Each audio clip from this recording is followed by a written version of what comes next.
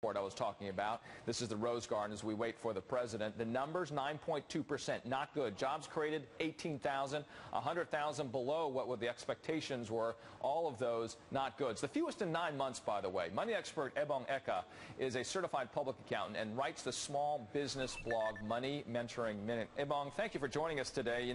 And this number, first of all, what is your reaction to this when you take a look at the importance of jobs being created, not only in large businesses, but in small businesses?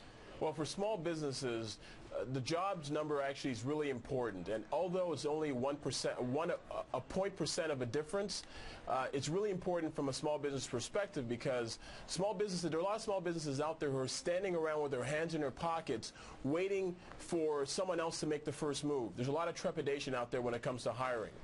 All right, so small businesses are also said, new businesses rather, are said to be those that create jobs. Now, as you have looked at this, you have some ideas on how the government can actually help to boost hiring in those spaces. Number one, you say, access to credit.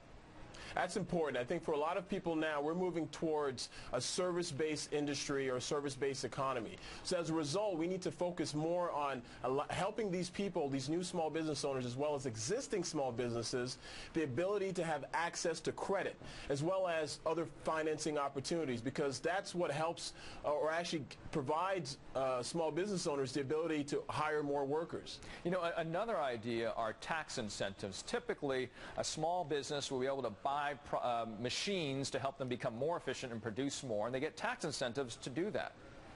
Exactly, and that actually goes to what I said earlier with regards to us moving towards a service economy. So as a result, we have a lot of incentives right now for capital equipment, i.e. in the depreciation for fixed assets. But for service businesses who don't actually go out and actually purchase machinery and equipment, there needs to be a little bit more of an incentive for them to actually start their service business, and one of those ways is to create a tax incentive for them. And third, in terms of your ideas here, the government contracting more with small businesses, that's another idea you have. Yeah, and there are a lot of good programs out there in terms from the SBA, relating to small businesses' ability to do work with the government, with the federal government as well as states.